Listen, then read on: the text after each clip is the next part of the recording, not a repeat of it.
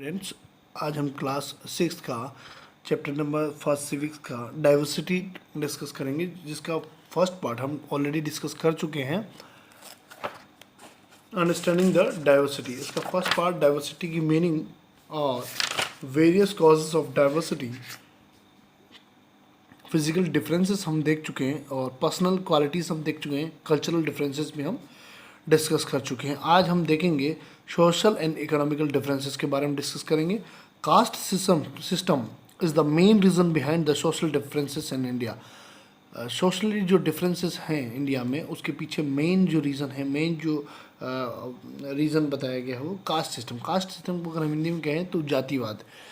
India में जो cast है, बहुत सारी कास्ट हैं, बस इंडिया में कास्ट सिस्टम का मतलब ये होगा कि एक कास्ट अपने आप को सुपीरियर समझती है और दूसरी कास्ट को थोड़ा नीचा समझती है, ऐसा होता है। बाकी डिस्क्रिमिनेशन इस तरह का इंडियन कॉन्स्टिट्यूशन जो है वो प्रोहिबिशन करता है, बट इंडिया में पहले बहुत ज़्यादा था, अब थोड़ा सा एजुकेशन के होने की वजह से थोड़ा कम है डिस्क्रिमिनेशन, आपको नहीं देखने को मिला होगा। बट ऐसा होता है कि कास्ट सिस्टम जो है वो डिफरेंसेस, सोशल डिफरेंसेस का जो रीज़न है। Unfortunately this had lead to many social problems like caste based discrimination, caste conflict और कास्ट डोमिनेशन। कास्ट डिस्क्रिमिनेशन जो होता है, कास्ट बेस्ड डिस्क्रिमिनेशन का मतलब ये हुआ कि जाति के आधार पर किसी का निष्कासन करना, भेदभाव करना, उसके साथ डिस्क्रिमिनेशन करना, उसके साथ भेदभाव करना। कास्ट कॉन्फ्लिक्ट, जो जाति के आधार पर जो झगड़े होते हैं वो। The constitution of India prohibited any kind of discrimination on the basis of caste. Bharat का जो संविधान है वो किसी भी तरह की कास्ट डिस्क्रिमिनेशन को रोक लगाता है, निषेध करता है, प्रोहिबिटेड करता है कि इस तरह का कोई भी कृत्य, इस तरह का कोई भी एक्शन जिसमें कास्ट डिस्क्रिमिनेशन किया जाता है वो प्रोहिबिटेड है, और उसके लीगल प्रोसीडिंग में बहुत सारा प्रोसेस दे रखा है। Untouchability is also a crime and has been abolish by the law. Untouchability का मतलब होता है छुआछूत। अनटचेबिलिटी जो है वो भी अबॉलिश की गई है लॉ के through. Income and wealth differences create economical differences.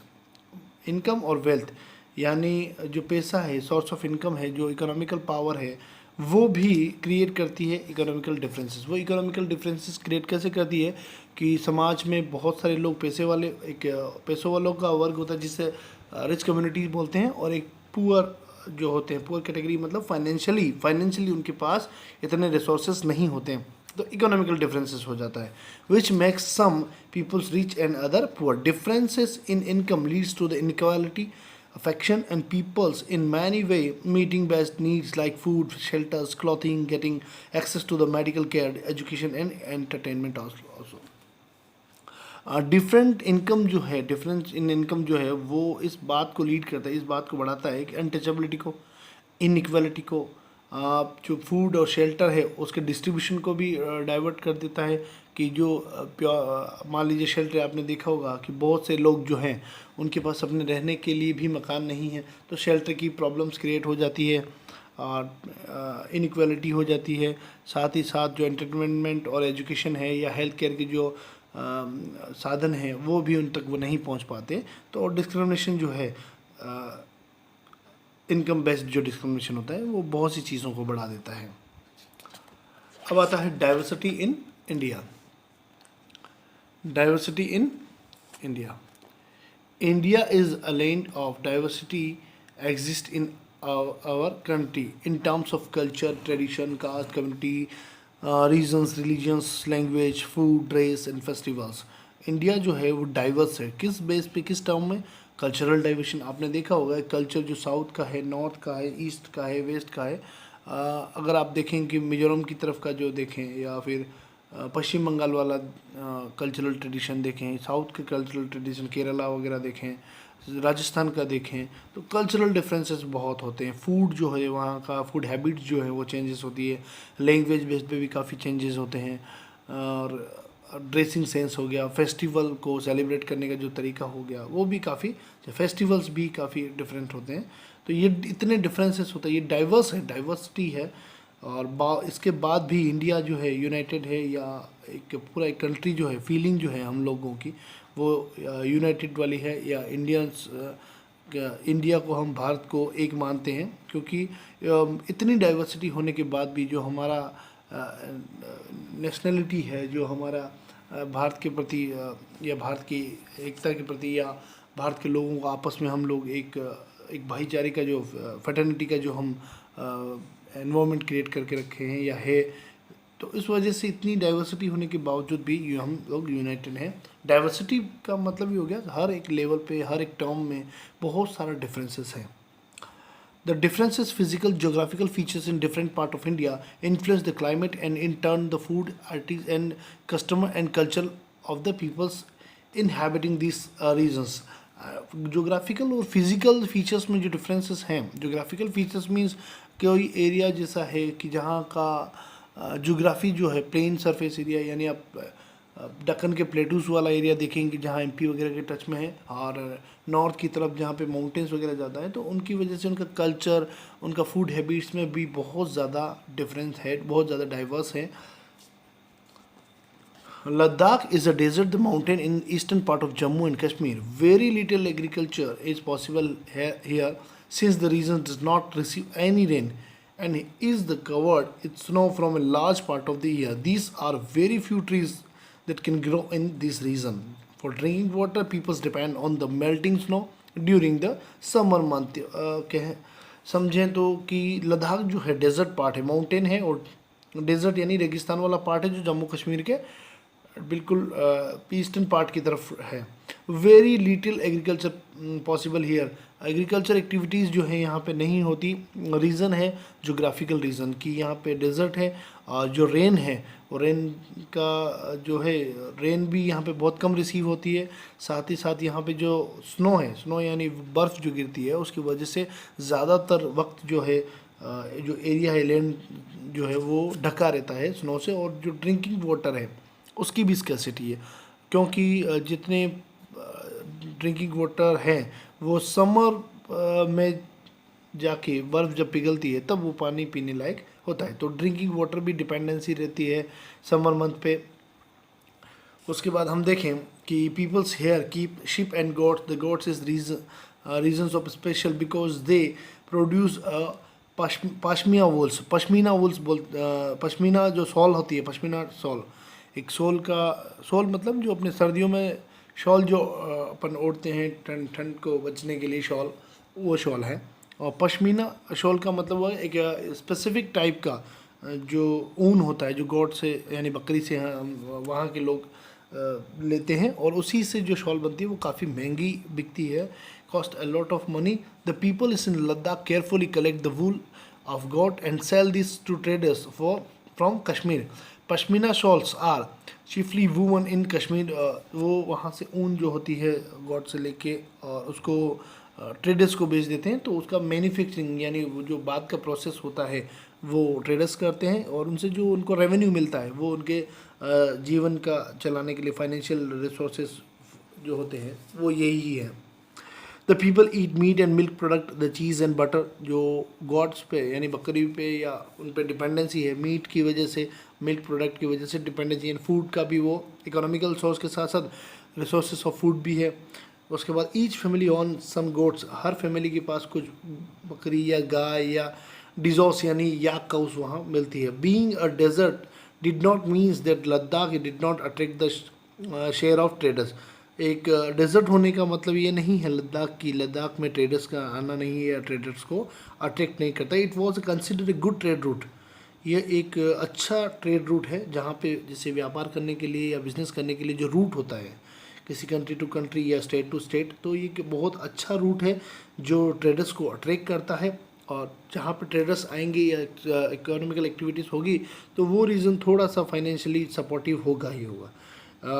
Being a desert did not mean the Ladakh did not attract its share of traders. It was considered a good trade route as it had many passes through, which is Cornwallis travels to what is today called Tibet. The caravans carried textile and species, raw silk and carpet.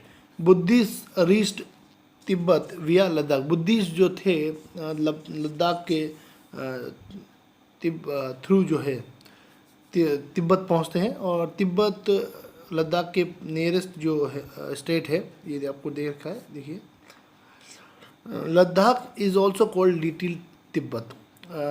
Ladakh को little Tibet भी कहते हैं क्योंकि Islam was introduce in this region more than 400 साल पहले से ज़्यादा यहाँ पे इस्लाम जो था वो है इंट्रोड्यूस, यानी कि इस्लाम की मान सकते हैं इस्लाम की स्थापना जो है यहाँ पे इस एरिया में हुई थी। Population here Ladakh has the very rich oral tradition of songs and pure poems. Local versions of the Tibetan national epics, the Kesar Saga, are performed and sung by the both Muslim and Buddhist. Kesar saga जो यहाँ का national epics है उसको enjoy भी करते हैं, साथ में गाते भी हैं, और दोनों कम्युनिटी मुस्लिम और बुद्धिस्ट। कहने का मतलब ये हुआ इस पूरे पैराग्राफ में कि इंडिया में जो कम्युनिटीज़ हैं, मान लो मुस्लिम कम्युनिटी है, वो भी काफ़ी पहले से है, और वो अगर नॉर्थ में है तो नॉर्थ के कल्चर और ट्रेडिशन को एंजॉय कर रही है, और साउथ में है तो साउथ में भी वह साउथ के जो कल्चर और ट्रेडिशन है उसको भी एंजॉय कर रहे हैं। अब बात करते हैं केरला की। Kerala is the state in the south west corner of India. South west corner में इंडिया में केरला स्टेट जो है, जो एक तरफ तो पूरे सी यानी समुद्र से घिरा हुआ है, और एक तरफ माउंटेन्स जो है, हिल्स वगैरह पहाड़ियाँ जो है उनसे घिरा हुआ। Number of spices like pepper, cloves, cardamom. Peppers मतलब ब्लैक पेपर्स यानी काली मिर्ची जो हो गया है, लौंग जो हो गया है, कार्डेमम मतलब इलायची जो है, इस तरह के जो स्पाइसेस हैं यानी मसाले जो हैं यहाँ पे बहुत अच्छा उनका प्रोडक्शन है, बहुत अच्छा उनका अपना एग्रीकल्चर एक्टिविटीज़ में उन चीज़ों को ज़्यादा बोया और उगाया जाता है। एग्रीकल्चर प्रोडक्ट जो हैं वो इस तरह के हैं, इस वजह से ये काफ़ी फॉरेनर्स जो हैं मतलब अदर स्टेट जो हैं उनको या फिर कॉमर्शियल एक्टिविटीज़ को अट्रैक्ट करता है, और पहले भी करता था। जो सेंट थॉमस थे वो कम से तकरीबन 2000 साल पहले यहाँ आए थे, और उन्होंने क्रिश्चियनिटी जो है उन्होंने क्रिश्चियनिटी को यहाँ पे क्रिएट किया, यहाँ पे इंट्रोड्यूस किया था क्रिश्चियनिटी को। इसलिए यहाँ पे आप देखेंगे कि केरला में जो हैं बुद्धिस्ट भी हैं, इस्लामिक भी हैं, क्रिश्चियनिटी भी है और हिंदुज़्म भी है। तो इस पैराग्राफ के थ्रू ये समझाने की कोशिश की गई है कि इंडिया में जो कोई एक रिलीजन है या कोई एक कास्ट है या कोई एक कम्युनिटी है, ये एक स्पेसिफिक इंडिया किसी एक का नहीं है। यहाँ पे सभी तरह की कास्ट और यहाँ सभी तरह की रिलीजन, सभी तरह की जो कम्युनिटी है वो काफ़ी पहले से है, और उनका जो एविडेंस है उनके बहुत सारे जैसे अपने हिस्टोरिकल लिटरेचर्स हैं उनमें, और कम्युनिटी वाइज जो भी अपन कह सकते हैं, हर एक कम्युनिटी का अपना एक ग्रंथ होता है, हर एक कम्युनिटी के अपने एक लिटरेचर होता है। उनमें कहीं न कहीं ये बात दिखती है कि इंडिया में ये सारी कम्युनिटीज़ काफ़ी पहले से थी। इसीलिए डाइवर्सिटी जो है वो कोई आज की देन नहीं है। इंडिया में पहले से हिंदू थे, पहले से मुस्लिम थे, पहले से क्रिश्चियन थे। पहले मीन्स एक काफ़ी लॉन्ग पीरियड ऑफ टाइम।